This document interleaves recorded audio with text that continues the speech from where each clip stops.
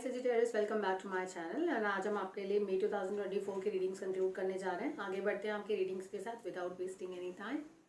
आपका पहला जो कार्ड है that is the key card of the month. Look at it, it is the attachment card.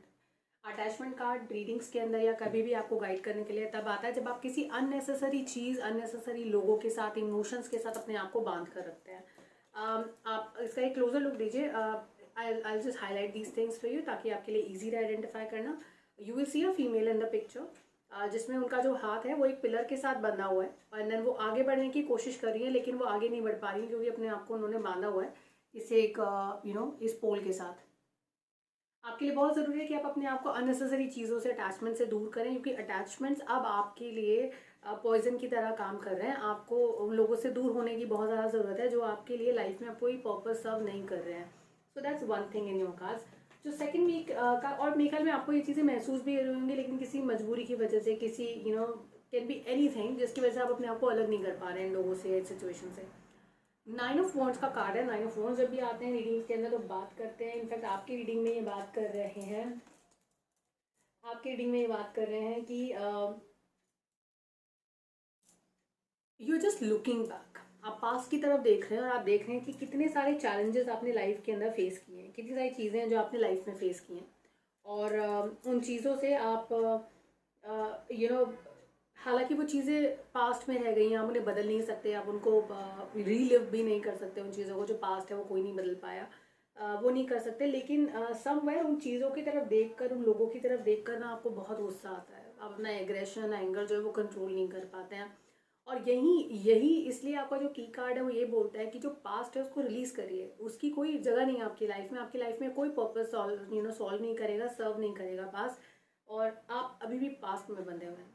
Past ही आपकी ज़िंदगी बना हुआ है, आपने उसे अपना प्रेजेंट बनाया हुआ है और वही आपकी सबसे बड़ी मजबूरी और सबसे बड़ी प्रॉब्लम है आज की डेट में और इस मंथ में। सेजिटेरियस, आपका जो फॉलो अप कार्ड है, कंपेनियन कार्ड है, वो हाई प्रीस्ट का कार्ड है। हाई प्रीस्ट बहुत ज़्यादा डिसिप्लिन इंसान होता है।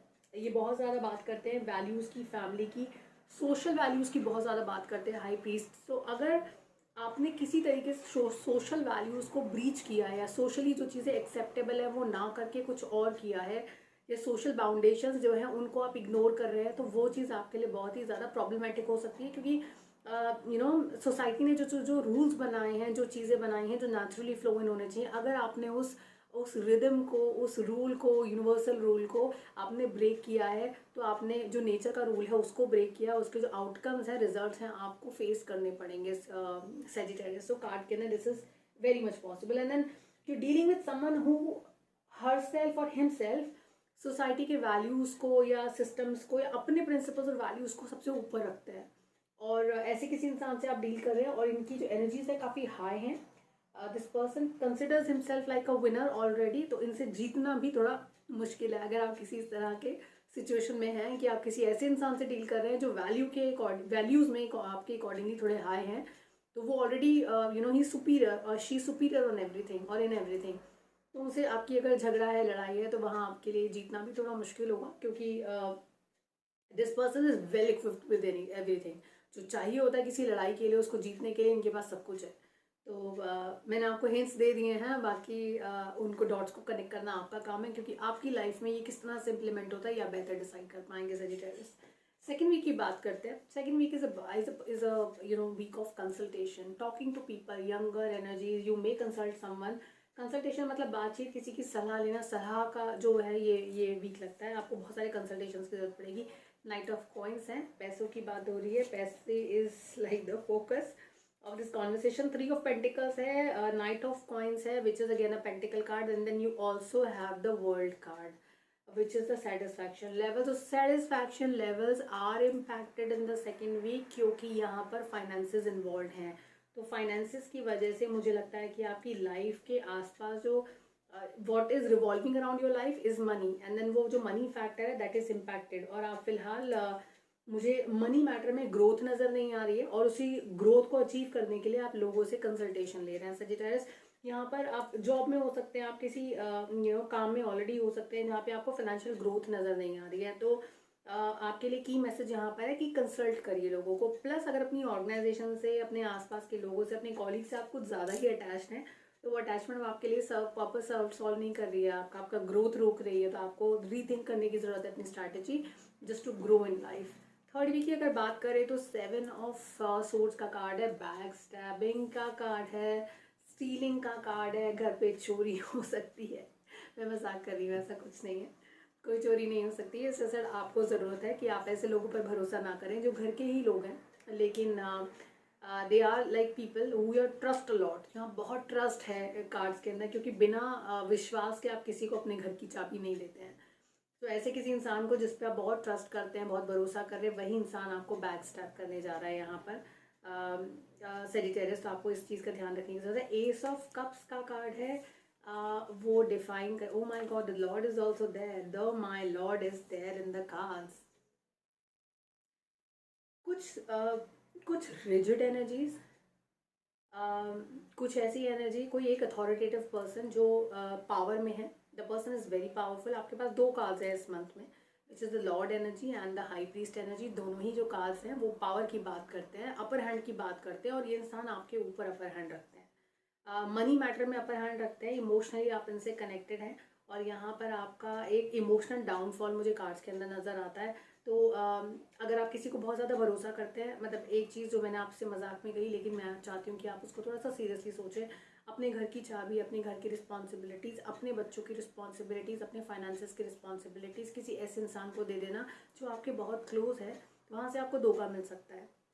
तो मैं आपको ये नहीं कह रही हूँ कि आप लोगों पर विश्वास मत करिए, अपनी फैमिली पर विश्वास मत करिए, लेकिन थोड़ा केयरफुल रहने की आपको ज़रूरत है थर्ड वीक में। इमोशनली, फाइनेंशियली ड्रेनेज का वक्त है, ड्रेन होती हुई एनर्जीज नज़र आती हैं मुझे सजिटेरियस। ध्यान रखिए अपना। फोर्थ वीक का जो कार्ड है वो कार्ड स्कॉर्पियन से काफ़ी कुछ मैच करता हुआ है। स्कॉर्पियंस की एनर्जी थी, 2 ऑफ कप्स की एनर्जी है, सोलमेट कनेक्शन की एनर्जी है, और connection which is blessed by the universe. इस तरह की एनर्जीज हैं आपके लिए। तो सन का एनर्जी है, and then you have the page of swords का एनर्जी भी है यहाँ पर। Page of swords is an immature energy, either you are behaving immature in the last week about a relationship और अ कंपेनियनशिप, या फिर आपके आसपास कोई ऐसा इंसान है जो कि इमेच्योर एक्ट कर रहा है। अब देखिए यहाँ पे 2 चीज़ें और आती हैं। जब भी पेज ऑफ सोर्ड्स की एनर्जी आती है, मैं हमेशा आपको you know I always alert you, ask you to be alert about any kind of a written communication, any kind of a verbal communication. Something which is to do with communication can be written, verbal, anything to do when you are communicating something to a person. ये आपके against जा सकता है. So your own communication can go against you. तो लोग आपके emails का गलत मतलब निकाल सकते हैं, उसको मिस रिप्रेजेंट कर सकता है. आपके टेक्स्ट मैसेजेस को अलग तरीके से यूज़ किया जा सकता है. आप कुछ बोलेंगे उसको अलग तरीके से मोल्ड करके प्रेजेंट किया जा सकता है. तो चीज़ें आपके अगेंस्ट जा सकती हैं. द सन का कार्ड है एनर्जी में, लेकिन मुझे ऐसा लगता है कि यहाँ पर चीज़ें बहुत मुझे I want to clarify this one for you, क्योंकि ये एनर्जीज थोड़ी कंफ्यूज हैं. और एक बार से इसको एक बार के लिए हम लोग क्लैरिफाई कर लेते हैं. We will just do it quickly for you with one card.